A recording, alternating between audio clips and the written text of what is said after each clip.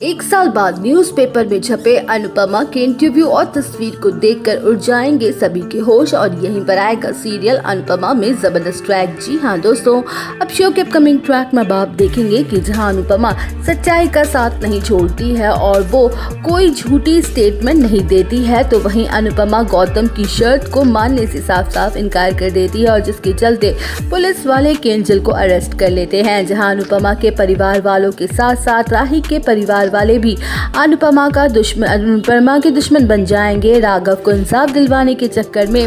तो वहीं अनुपमा के खिलाफ हर कोई खड़ा हो जाएगा। किसी को ये छोटी सी बात समझ नहीं आएगी कि अनुपमा जो कुछ भी कर रही है वो इंसाफ की खातिर कर रही है और जो लोग सजा भुगत रहे हैं वो अपने कर्मों की ही सजा भुगत रहे हैं।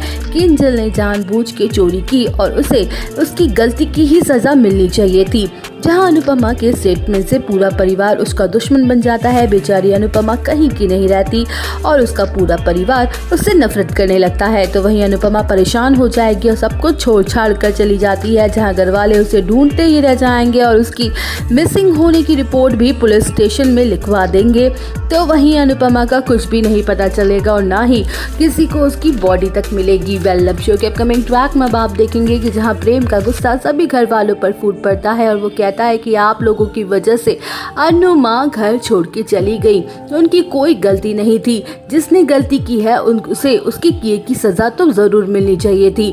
तो वहीं शो की कहानी आगे बढ़ जाती है और देखने को मिलता है 1 साल का लीप, जहां 1 साल की लीप के बाद अनु की रसोई को राही और प्रेम अच्छे से चला रहे होते हैं। तो वहीं दूसरी तरफ अनुपमा का न्यूज़पेपर में छपता है बहुत ही शानदार इंटरव्यू और तस्वीर, जहां अनुपमा ने अपना एक शानदार स्टार्टअप बिजनेस खोल लिया है और उसमें कई सारी औरतों को भी रोजगार मिला है। तो वहीं अनुपमा ने अपनी सक्सेस का सारा क्रेडिट अपने घर वालों को देती है और कहती है कि अगर मेरे घर वाले नहीं होते तो मैं यहाँ शायद कभी नहीं होती।